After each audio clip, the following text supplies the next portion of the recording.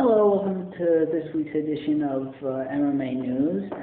I got a lot to go on that I got covered, so I'm going to start off.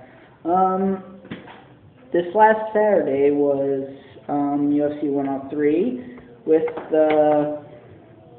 a lot of anticipated matchups. The undercard as well was also a pretty big deal. You had the return of Vladimir Mashenko, who defeated Igor Pokrajek. Then you had Ultimate Fighter standout Elliot Marshall beat Jason Brills by split decision. You had Thomas Drewall defeat Drew McFedries. I saw that match on the 1 hour televised undercard before the main event, and it was a pretty good match. Then you had Efrain Escudero defeat Cole Miller via TKO, and that was pretty spectacular. So you have those guys. Then on the main event, you had the main card. You had Tyson Griffin versus Hermes Franca at a catchweight bout because Franca didn't make weight. So you had that.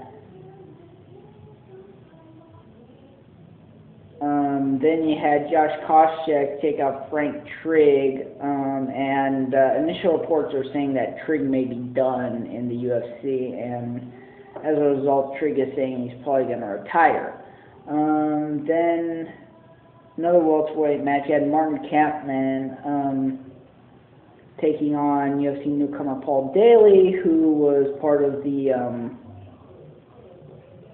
affliction transfer. So, and Daly actually took out Kampmann. It was in what could be considered an upset. Then heavyweight Mirko Cro Cop versus Junior Dos Santos, and Cro Cop was eventually defeated by punches, which to me looked like, from one angle, looked like he was actually poked in the eye, and he was saying he couldn't see, and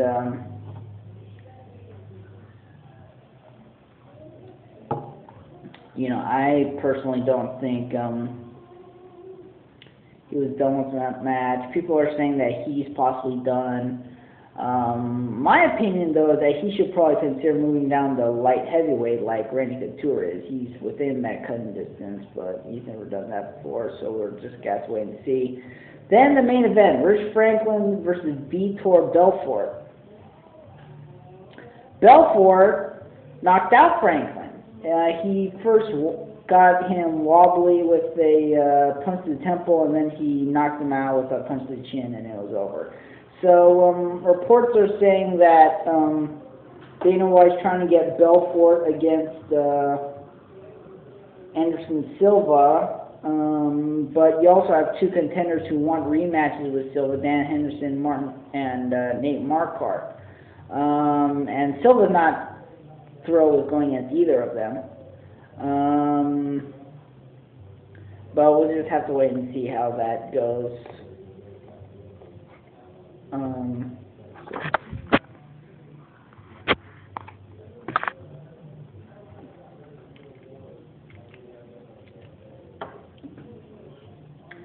So then next we have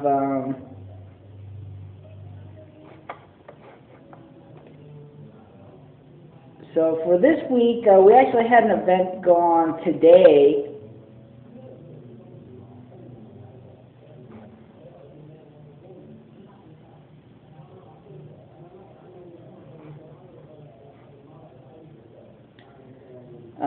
Earlier today, it was done Japanese time. The World Vector Sengoku 10, and notable matches that should be mentioned are the fact that Nick Thompson got taken out by TKO against Dan Hornbuckle. And another notable fact is Antonio Silva defeating Jim York by arm triangle. There's been reports saying that for Sengoku 11, should Silva have beaten Jim York, then we could have possibly seen a Silva versus Josh Barnett fight. Now, because both of those fighters have tested positive for steroids, but Japan doesn't, I think they test, but they don't penalize you for it. Barnett and Silva will be allowed to fight. Yeah, some other matches in that, but nothing very notable. So those are all the fights that have gone on. Notable fight that is going on Saturday is the third edition of the ShoMMA series, which is Strikeforce's version of ShoXC on Showtime. Basically, you have up-and-comers. Notable up-and-comers on that card are both at heavyweight are Ray Sefo, who is a K1 fighter. He had one K1 match with Dream. Currently training with Extreme Couture. He is going to go against Kevin Jordan. Obviously, I don't know who he is. They're all up-and-comers, so that's about to take place. Then another notable is the fact that Daniel Cormier,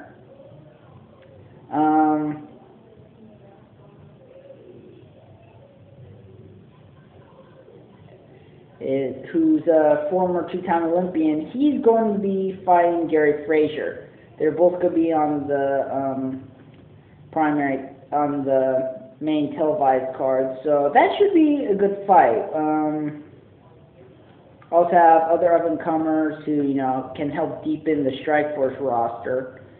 So, because that's one of the problems that Strikeforce has is depth. So yeah, you got all that. Also, in recent news is the fact that due to certain problems, Quentin Rampage Jackson is calling it quits. Now people would be supposedly you wonder why is a guy like that guy quitting in his 30s, especially since he's been on a roll. He's won his last 2 fights since losing to Forrest Griffin. But here's the deal: there's been, he took the role for the A-Team, the movie adaptation of A-Team, and Dana White's been criticizing him a lot about it. It's been going back and forth, and Jackson is just deciding to just call it quits because he's been getting multiple injuries. He doesn't want to put acting in jeopardy should he get injured too far.